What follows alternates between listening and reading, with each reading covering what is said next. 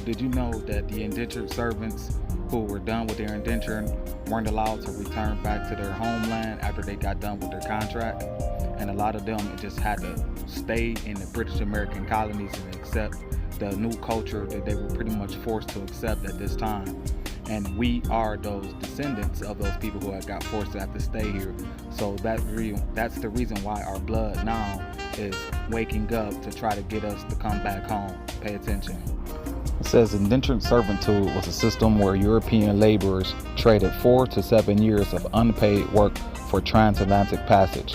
Because their contracts yielded minimum freedom dues, often just corn, clothes, or a small plot of land, most lacked the money for a return voyage, trapping them in the colonies as impoverished freedmen. Why the return home was unattainable. 1. Low freedom dues. At the end of a contract in the 1600s and 1700s, masters were legally required to provide basic goods like 3 barrels of corn and a new suit rather than cash. 2. Exorbitant return passage. A return ticket across the Atlantic cost more than a newly freed servant could save in years, especially with high local inflation and few available cash-paying jobs. 3. Cycles of debt. Many servants suffer from malnutrition or illness during their indenture, forcing them to immediately sign new work contracts or tenant farming agreements just to survive.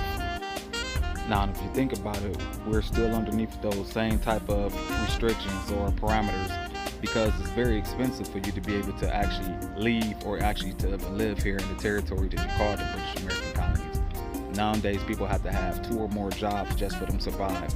The minute that you no longer actually have a job, you technically are going to be considered homeless. And so as you can see, here in America is the only place where if you actually don't have a job, you cannot survive. You can't live off the land. You don't have these so-called rights to the resources and the minerals that we should have if actually the land was truly yours. So as we can see here, the West is technically what they always called it. This is pretty much the land of what? The land of the walking dead. And as you can see from the various different posts that I posted up, that us as being the heirs and the descendants of those who are prisoners of war, or those people who are actually kidnapped and sent over here to the colonies. And for the last 400 years, you haven't had the ability for you to actually return home because you didn't know where home was.